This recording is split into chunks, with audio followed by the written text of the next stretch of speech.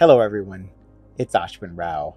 In today's video, I'm going to be introducing you to a new brand of Japanese footwear. For those of you who are not aware, Japan has long become a burgeoning scene for the manufacture of high-quality welted footwear.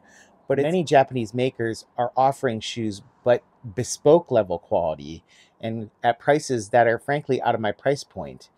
As I've gotten increasingly interested in the heritage footwear and boot scene, I've come across a number of brands that have become more approachable in price point.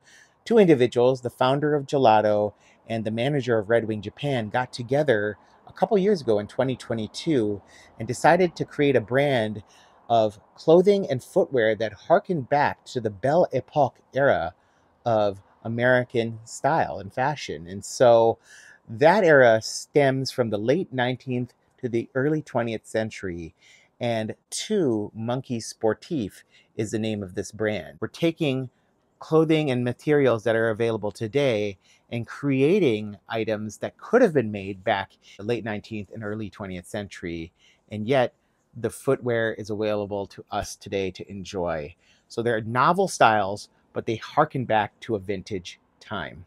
I think you're going to love this boot. It's a mock toe design that has high levels of fit and finish, and we're going to do a brief unboxing and go through the footwear in a little bit more detail. Then I'm going to circle back and give you my conclusions, and I hope you enjoy this video. The box is fairly austere. You can see it's a pretty simple cardboard box. The only detail worth noting is this label here, which has all of the information relevant.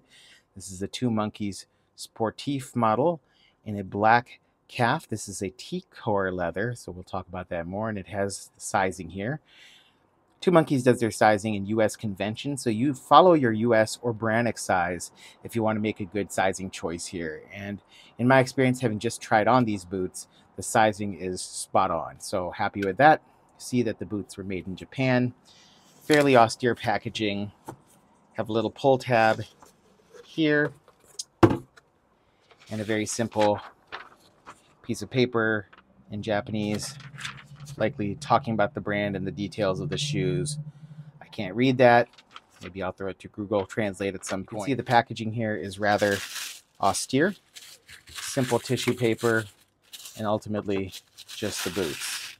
There's no boot bags, no laces, no additional packaging, really just the boots.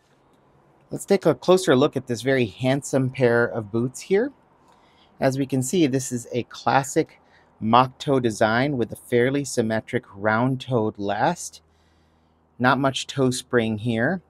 The mock toe is actually a true mock toe, meaning that the separate piece of leather is affixed to the remainder of the toe box using this mock toe stitching pattern. I'm not sure if this leather was originally folded and then cut to create this mock toe, or if simply two separate pieces of leather were stitched together. But we do have a heel counter that you can see right here, done with a double row of stitches with a wide base and a tapered top towards the collar.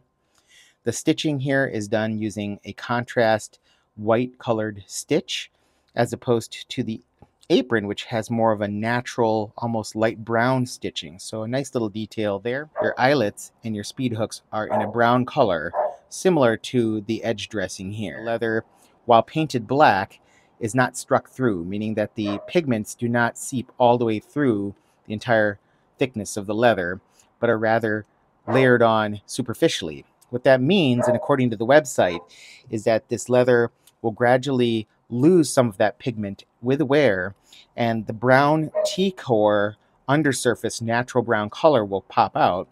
That will then reveal more black and brown alternating color scheme here, where the pigment will then give way to some of the brown colors with scuffs, scratches, and just wear. A really cool, unique look at the patina.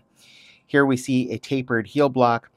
The website calls this a single piece of leather, but I actually see what looks like 3 or even 4 stacks of thick, full thickness, probably full grain leather with a rubber quabug toppy.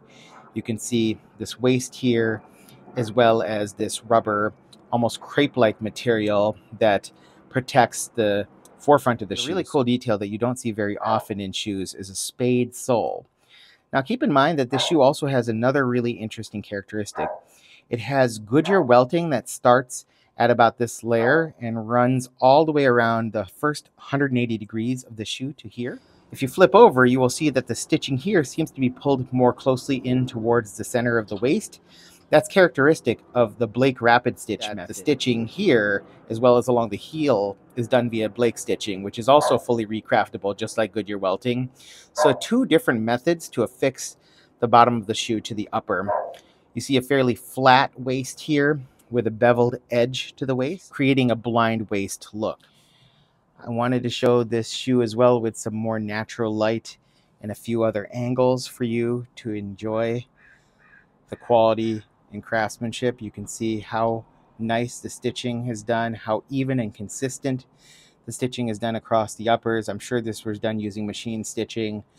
One thing that's interesting about Japanese footwear is there's not as much of a focus on things like very high stitch density or closed channel stitching. At least in this heritage scene, you see open channel stitching on Goodyear welting and Blake stitched.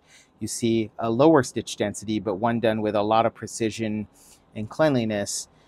And the focus is elsewhere. It's on quality of craftsmanship.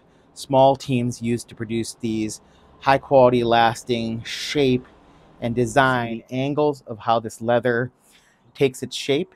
And having tried these shoes on just briefly, I will say that the arch support here is more than adequate, and there's a little bit of a built-in support system along the footbed as well. So you're not going to go wrong using these shoes for comfort all day long. They're relatively light, almost airy, and while that can be a little bit disconcerting to those of us interested in heritage footwear where the boots tend to have a little bit more heft, this is going to be an all-day comfort driver that's easily recraftable. So this is a shoe that should last many, many years of good service for you. So two Monkeys, very high quality boot, style of the mock toe boot, harkening back to an era of the Belle Époque where work boots and hunting boots of this style were popular. I'm really excited to take this boot through its journey, see how it ages, see how the leather patinas and how the shoe molds to my feet over time. This is a different mock toe boot than any that I own, being that it's much lighter, more flexible, and really meant for day-to-day wear. While it harkens to hunting footwear and workwear of the 19th to 20th century, it's built to today's specifications and today's demands. I'm largely working at an office and I don't necessarily need a workwear level of construction. And this pair will feature both style, comfort, and kind of a bit of pizzazz that I think I'm going to really enjoy as I take it through its journey. Please remember to like, subscribe, and comment so that I can continue to produce more of these videos for your liking and for your information. My goal is to both enjoy the purchases that I make and share information with you. So should you choose to entertain these brands on your own or look into the Japanese footwear scene in more detail, you'll have an idea of what's coming your way in the future. I hope you're doing well. We'll see you at the next video. Take care and goodbye.